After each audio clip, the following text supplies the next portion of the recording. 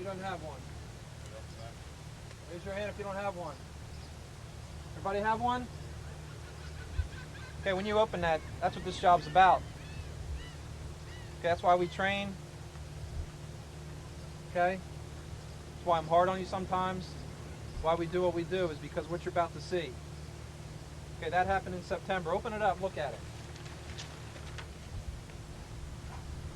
It's a dead person on a feezy board that we pulled out of the ocean in September. He drowned. Dead. We went out and got him in September. Who's here that day? Okay, that's me in the picture. That Cookie's in there. There's probably a couple other people in there. That guy drowned in a rip current. So that's why we do what we do. That's why I'm hard on you. That's why our lieutenants work you out. When August comes, we're going to need to step up and save people.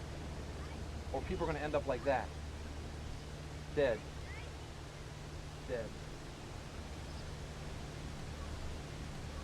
Anyone swimming on unsupervised beach without a lifeguard?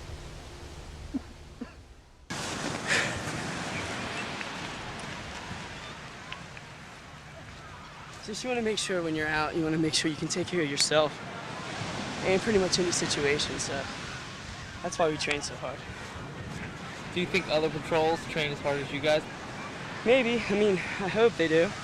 They should, considering what they got to deal with. Not knowing every day what you're going to have to walk into. You know? So. The most important percentage of that for any lifeguard is that 1%.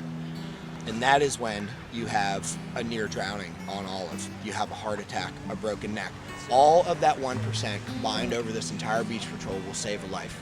So when you gauge that 99% off of what anybody says, it's the 1% that the people truly talk about. Well, like my son said, I'm gonna break down. But Derek saved my son, and now I have a little grandson. Never would have had that. I remember rescuing several people. One case where there may have been 53 saves in one day.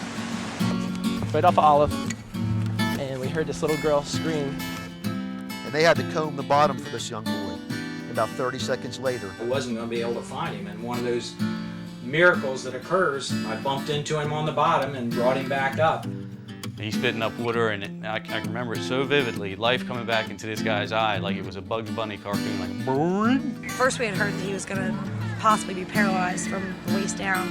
We had a couple times where we had 15, 20 people stuck in rips, where it was very close. It was just amazing how fast it happened. Rob and I were kind of watching one kid. He was the first one out. We're like, all right, let's go get this guy. And all of a sudden, you know, 3 other guys started getting ripped out with him. Rob called for the cover down. Cover down, Olive. One more little Olive. What do you see? Both went.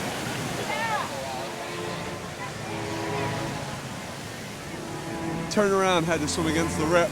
And as I'm swimming back towards the guys who are screaming for help, I see this wave go over the one kid, and I lost him for about 5 seconds. But 5 seconds when you're going to rescue someone is a long time. I thought I was going to have to surface dive, and all I could think in my head was, everybody's going home today.